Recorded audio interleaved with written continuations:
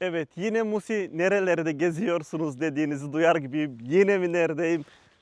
Kopenhag'dayım. Canım köyüm Kopenhag'a geldim. Bugün burada maraton çektim. Şimdi size biraz şey anlatacağım. Diyafram anlattım, enstantane anlattım, ISO'yu anlattım. Şimdi de manzara fotoğrafları nasıl çekiliyor diye anlatacağım. Tam harika bir yere geldim. Büyük ihtimalle buradaki videoyu bu sefer yarıda keseceğim. Berlin'de devam edeceğim. Çünkü istiyorum biraz daha düzgün video olsun. Tripod alacağım. Tripodun üzerine başka bir kamera koyacağım. Onu göstereceğim nasıl çekiliyor manzara fotoğrafları diye. Ama şimdi size kısacacık da olsa biraz göstereyim burasının güzelliklerini ve biraz da manzara fotoğraflarını konuşalım.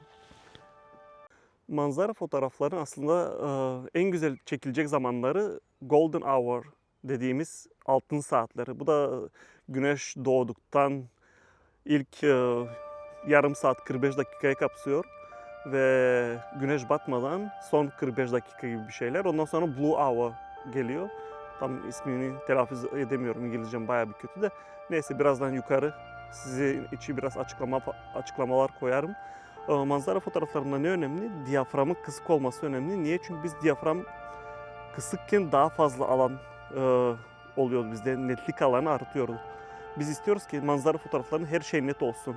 Önümüzde şurası net olsun, bir de arka tarafı net olsun. Biz istemiyoruz önümüz net olsun, arkası bulanık olsun veya arkası bulanık olsun, önü net olması falan. Bizim istediğimiz şey aslında alan derinliği. Ya nedir bu alan derinliği? Şimdi size biraz örneklerle anlatayım.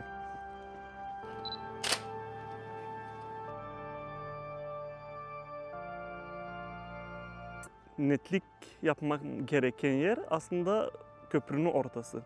Yani ben köprünün ortasına netlersem köprüden bana doğru ve köprüden ortasına ileri doğru her şey net olması lazım. Tabii diyaframı da bunun için kısmam gerek. Şimdi size bir örnek paylaşayım.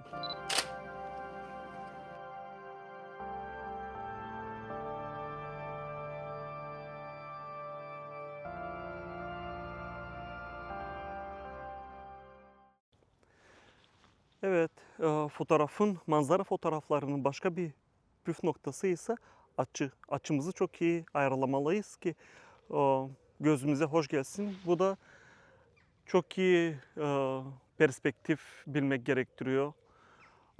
Altın oran nedir? Nasıl kadrajlanmalı falan diye. Şimdi size beraber göstereyim. Şimdi gördüğünüz gibi ben böyle bir fotoğraf çekersem o kadar da iyi olmayacak. Aslında kadrajımı, bunda ikisinden birini seçmem gerekiyor. Ya ağaçları çekeceğim ya köprüyü çekeceğim. Köprüyü de çekeceksem biraz daha yukarıdan da çekebilirim böyle veya biraz daha aşağıdan da. Bu biraz da zevk meselesi de yine de altın orana dikkat etmeli. Şimdi size altın oran gösterebileceğim bir yere geçelim. Beraber güzel bir açı arayalım. Aslında şu yansıma çok güzel. Bu yansımadan biraz daha şöyle bir fotoğraf buradan güzel olur. Şimdi ben de videoyu biraz durdurayım. Size bir fotoğraf çekeyim.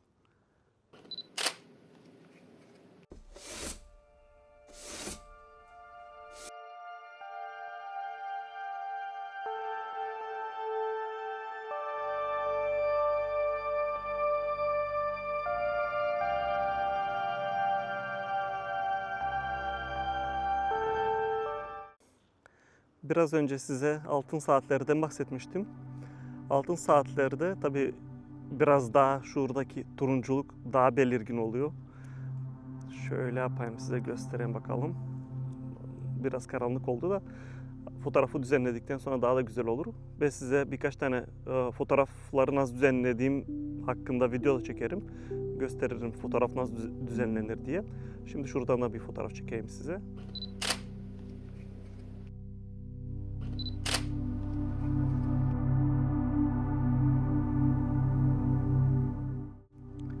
Bu arada ressamla fotoğrafçının arasındaki fark şu. Ressam boş bir tablonun üzerine bir şeyler çiziyor. Fotoğrafçı ise dolu bir tablodan onun güzel yerlerini alması gerekiyor. Diyelim ki mesela şu anda benim tablom dolu. Bu sol taraftaki ağaç benim pek hoşuma gitmiyor.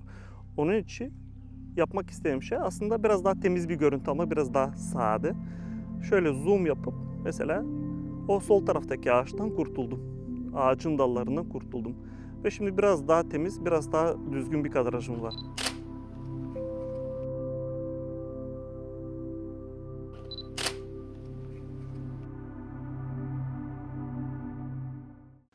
Aslında bu tünelin içinde de güzel fotoğraflar olabilir.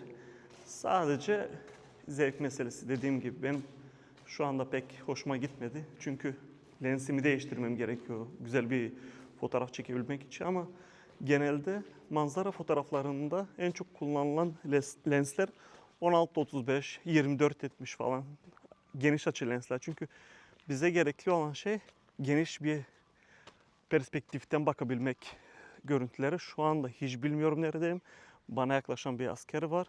Sanırım askeri bir yere geldim. İnşallah burada da tutuklanmam. İstanbul'da olduğu gibi ben buradan topuklamam lazım. Aslında burası güzelmiş. Neyse, buradan da birkaç fotoğraf çekeyim. Şu perspektifi kullanacağım.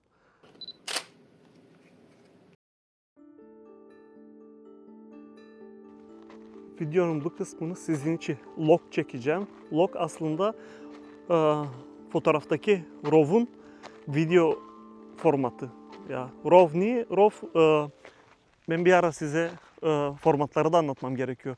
JPEG ni, RAW ni? RAW aslında fotoğrafın ham hali. Ham fotoğraf. Ya. Yani ışıkla alakalı bütün bilgiler içinde saklı. Ya. Log'da da buna benzer bir durum var. Bir tane gimbal almam gerekiyor. Fotoğraf çekerken pek bir sıkıntı yok da video çekerken bayağı bir sarsıntı oluyor. Yavaş yavaş onları da düzenlemem gerekiyor. Bu arada Kopenhag bayağı bir güzel bir şehir. Yaşayacak olsam Kopenhag'ı seçerdim. Dinozorlar uçtu. T-Rex'ler uçtu. T-Rex'ler uçmuyordu ya. Asteropteryx'ler uçuyordu. Neyse, bu bilgileri de alın, ne isterseniz yapın. Tamam. Şimdi şuradan yukarıdan bir görüntü paylaşacağım sizinle. Ben sanıyordum ki Golden Hour, altın saatler bitmiş. Oysa şimdi başlıyor. Çok güzel bir görüntü var ileride. İnşallah güneş batmadan tam olarak size birkaç güzel kare yakalayabilirim. Ben buradan devam edeyim.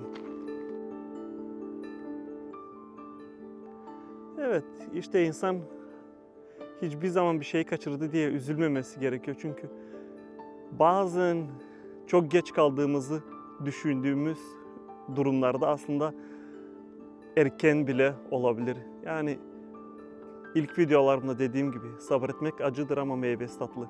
O yüzden de sabretmeyi öğrenmemiz gerek. Güzel fotoğraf yakalamak istersek, güzel şeyler yakalamak istersek, güzel şeyler yapmak istersek biraz sabretmeyi öğrenmemiz gerek.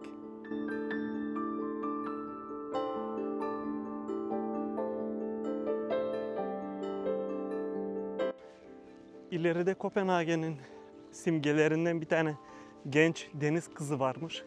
Bakalım onu navigasyonda bulup da sizin için çekebilirim mi, gösterebilirim mi? Şurada da bir tane ablamız var. Bakalım o neymiş. Onu da bir yakından görelim. Bu arada geçen de mikrofonum o kadar kötüydü. Öyle ayarlayamamışım ki onu. Yeni mikrofon aldım. Ama gelelim ki ayarlarını bir türlü tutturamadım.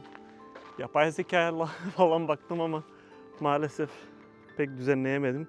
İnşallah bu videoda fazla sıkıntı olmaz. Güzel bir ablamızmış.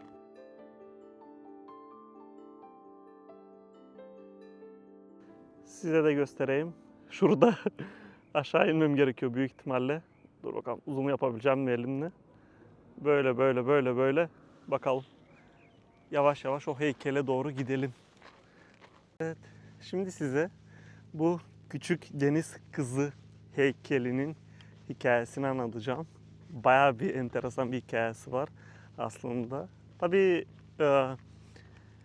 hikayesi o kadar enteresan değil de Türkiye'yi ilgilendiren bir durum yaşanmış.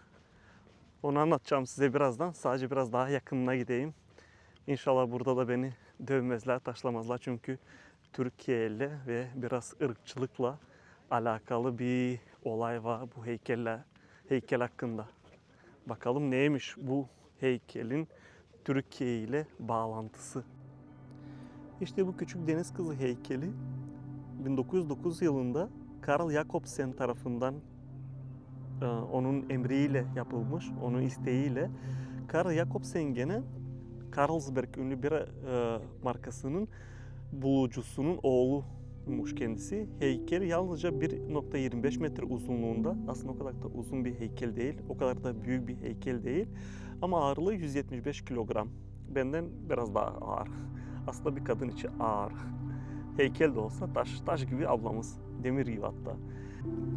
2004 yılında ne oluyor peki? 2004 yılında heykele burka, kara çarşaf giydirilerek Türkiye'nin Avrupa Birliği adaylığı protesto edilmiştir. İşte böyle de bir hikayesi var bunun. Yani Türkiye'yi kimse sevmiyor. Aslında bizi de kimse sevmiyor. Tabii ben Türkiye ile pek bir bağlantım yok. Atalarım oradan göç etmişler belki. Tam ben de bilmiyorum. Bulgaristanlıyım. Neyse bu bilgiler o kadar da önemli değil. Kimin nereden geldiği önemli değil. Önemli olan kimin nerede, nasıl hissettiği, ne hissettiğidir. Ya sonuçta kimse kimliğini seçmiyor. Evet. İnşallah fazla düşmez. Bu insanlar ne yapmaya çalışıyor ya? Abi bırakın kızı rahatına. Şimdi size birkaç tane anekdot anlatayım. Burada Wikipedia'dan okuyorum. Küçük deniz kızına yapılan saldırılar. 18 Nisan 1963 yılında üzerine boya dökülmüştür. Bu heykelin başına gelmedik kalmamış. 24 Nisan 1964'te ise kafası kesili bulunur. Orijinal kafa hiçbir zaman ortaya çıkmaz. Deniz kızına yani yeni bir kafa yapılmıştır. 24 Nisan 1964. Kafası kesili bulunur. Orijinal kafa hiçbir zaman ortaya çıkmaz. Deniz kızına yeni bir kafa yapılmıştır. 17 Temmuz 1976. Üzerine boya dökülmüştür. 22 Temmuz 1984. Sağ kolu kesilmiştir. Ertesi gün kol suçlular tarafından teslim edilir. 5 Ağustos 1990. Kafası kesilmeye çalışılmıştır. 18 santimetre uzunluğunda bir kesik bulunur. Ne lan bu? Ne yapmışlar buna? 6 Ocak 1998. Kafası tekrar kesili bulunur. Anonim olarak tekrar teslim edilir. 11 Haziran 2003. Üzerine beyaz boya dökülmüştür. 11 Eylül 2003. Üzerinde oturduğu taştan kaldırılmıştır. 15 Mayıs 2007. Kafasına Hristiyanitler tarafından kırmızı boya sürülmüştür. Garibim ne kadar çok çekmiş. Neyse bu arada tam size şeyi göstereyim. Kadraj nasıl olması gerekiyordu.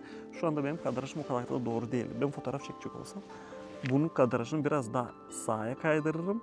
Biraz daha şöyle doğrulturum ve evet şu anda fotoğraf çekmeye ideal bir yerdeyiz.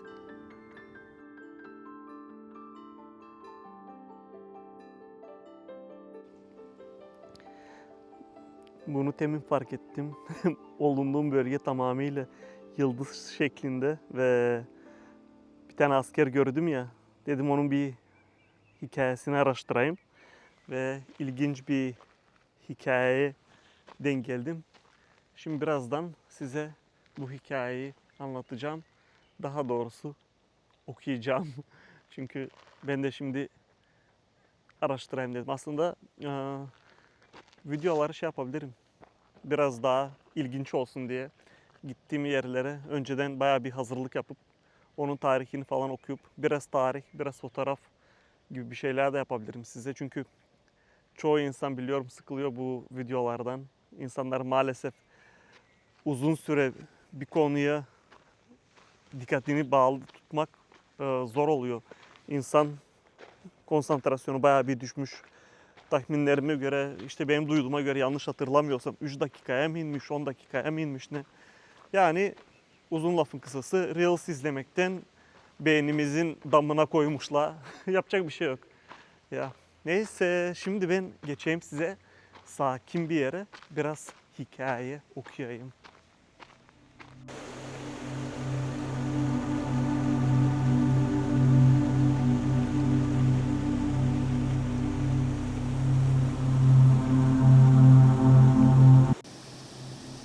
Evet size biraz uzun pozlamadan da bahsedeyim. Şimdi bu fotoğrafta deneyeceğim bakalım. Biraz parlak alanda uzun pozlama yapmaya. Büyük ihtimalle o kadar da iyi olmaz da Berlin'e dönünce ND filtremle size göstereceğim. Nasıl gündüz biraz daha uzun pozlama yapabiliriz diye. Çünkü uzun pozlama dediğim şey enstantaneyin 1 saniyeden fazla açık kalması. Şimdi bu fotoğrafa ben baktım. Aşağı yukarı bir 6 saniye uzun pozlama yapabiliyorum. Çünkü bu milk efekt dediğimiz şey, bu süt efekti, suyun süt gibi gözükmesini sağlayan efekt aslında uzun pozlamayla oluyor.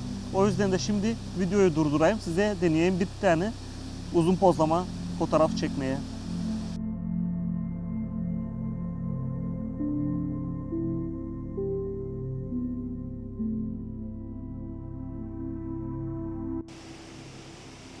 Şimdi bakalım güzel bir fotoğraf çekebilecek miyim buradan da. Gökyüzü hala parlak olduğunu, büyük ihtimalle patlayacak. O yüzden de gökyüzü patlamasın diye HDR fotoğraf çekeceğim. HDR fotoğraf nasıl oluyor? Aslında 3 tane pozlamayın, 3 tane farklı pozlamada çekilen fotoğrafın birleşmesi. Yalancı HDR da var. O da tek bir fotoğraftan yapılıyor. Ama ben şimdi size 3 tane farklı fotoğraf çekeceğim ve sonradan bilgisayarda birleştireceğim ve siz de hem aradaki farkı görün. İlk fotoğrafım olacak -1 pozlama, ondan sonra 0, ondan sonra +1 pozlama. Bakalım yapabilecek miyim?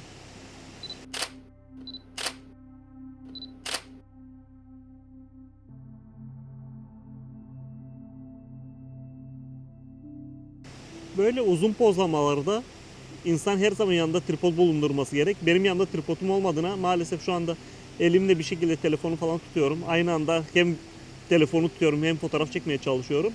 Ama size ileri doğru diğer videolarda daha güzel fotoğraflar çekerim. Şimdilik bunlarla idare edin.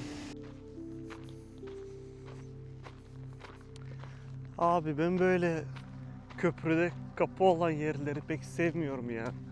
Ben şimdi içeri girince kapılı kalarsam burada. Neyse ya, Kopenhag'da yaşarım ben de. Kopenhag'a taşınmış olurum. Ya sanki Berlin çok iyi ama. Küfür de edecektim az kalsın. Aslında küfür edebilirim ya. Sonuçta kral benim, patron benim. İstediğim gibi keserim, istediğimi yaparım. İşte YouTuber olmanın da güzel tarafı bu. Hani başında patron yok. Beğenmeyen de izlemesin, damına konayım. Çok mu küfür ediyorum başka kanala? Ha ne güzel ya. Kanalıma da abone olmayın.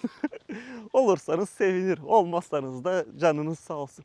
Şimdi ben biraz daha sessiz, güzel bir yere geçip bunun hikayesini anlatayım size. Çünkü burası askeri bir yermiş. Askerler burada. Sanırım kapalı. Şimdi soracağım bakalım kapalı mı diye. Burası da işte yukarıdan görüntüsü.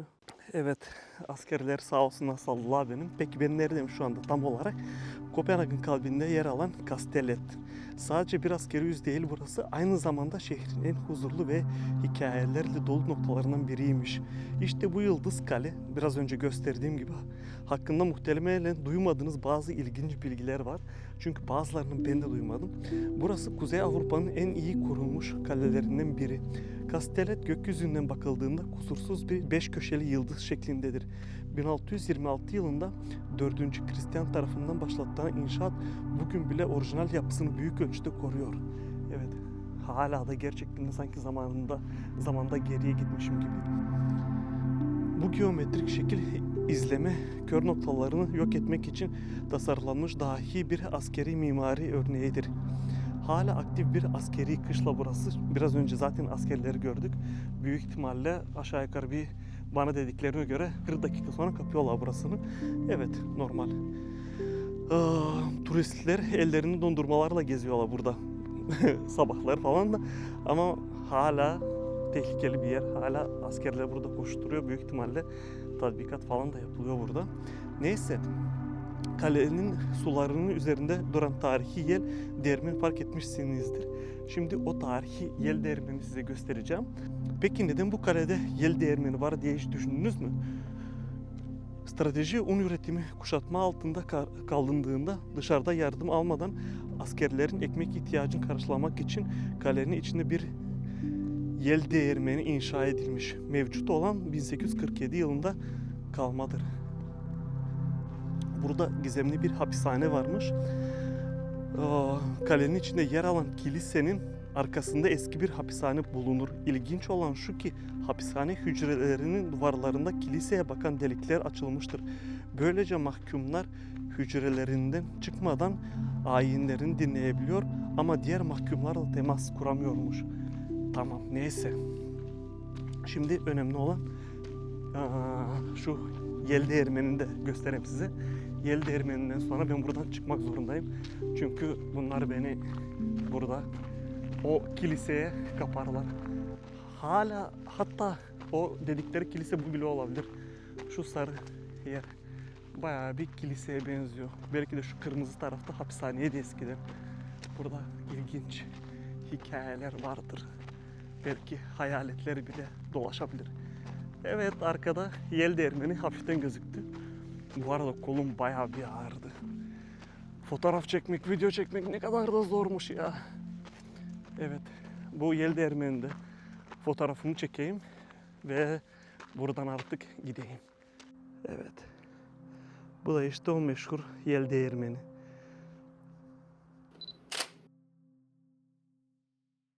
Keşke daha erken gelip de size daha fazla görüntü alabilseydim. Büyük ihtimalle başka zaman tekrar gelirim ve ben de sizinle beraber öğreniyorum. Video çeke çeke ben de aklıma yeni fikirler geliyor. Ne yapabilirim sizin için daha güzel videolar nasıl yapabilirim diye. Onun için de yapmak gerekiyor. Bir şey istiyorsanız güzel olsun diye mükemmeli kovalamayın. Mükemmel zamanla gelsin.